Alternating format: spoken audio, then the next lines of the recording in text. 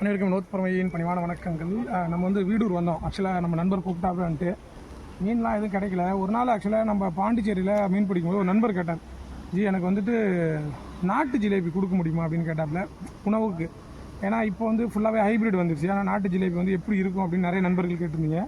So இதுதான் வந்து நம்மளுடைய நாட்டு ஜிலேபி. ஆனால் இதுவே நாட்டு ஜிலேபி கிடையாது. இது வந்து ஆப்பிரிக்காவிலேருந்து அப்படியே நமக்கு கொஞ்சம் கொஞ்சமாக டெவலப் ஆகி இந்தியாவுக்கு வந்தது. ஆக்சுவலாக ஆப்பிரிக்காவில் வந்து இதை திலேப்பியான்னு சொல்லுவாங்க.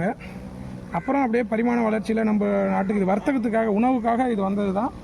இப்படி இருந்த மீன் இப்போ வந்து ரொம்ப பெருசாகிடுச்சு. அதை 1 கிலோ 1.5 கிலோ வரைக்குமே வளர்ச்சி அடைஞ்சு ஹைப்ரிடாக இருக்குது. இதுதான் நாட்டு ஜிலேபி.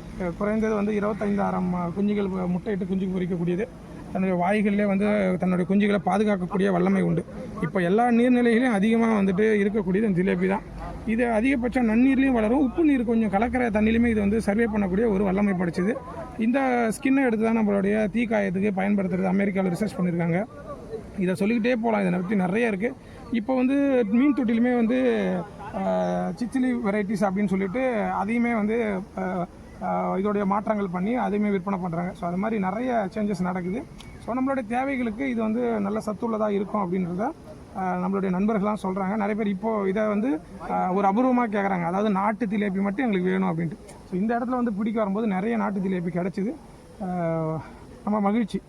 வாழ்க யோகம் யோகம் அல்லட்டும். அடுத்த பதிவில் கண்டிப்பாக சந்திக்கிறேன். நன்றி.